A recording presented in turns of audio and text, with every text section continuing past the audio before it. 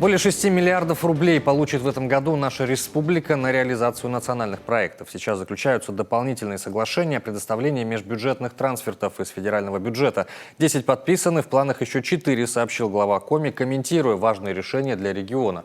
Сергей Гапликов лично принял участие в заседании правительственной комиссии, которое прошло под руководством российского вице-премьера Виталия Мутко. Напомним, нацпроекты запущены в прошлом году. Они должны помочь достичь целей развития, определенных президентом.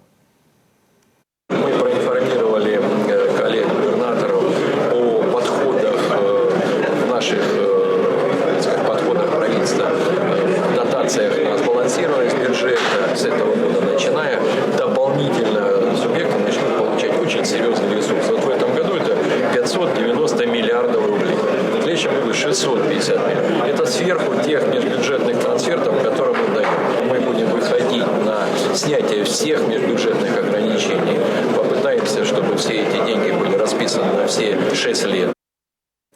К слову, немалую роль в выделении средств нацпроектов сыграет оценка эффективности губернаторов в соответствии с указом президента по 15 критериям. Среди них уровень доверия к власти, производственные и демографические показатели, а также состояние дорог и окружающей среды. Виталий Мутко сообщил, что методику разрабатывает правительство России. А чтобы ни у кого не было вопросов, при президиуме по нацпроектам будет создана специальная комиссия.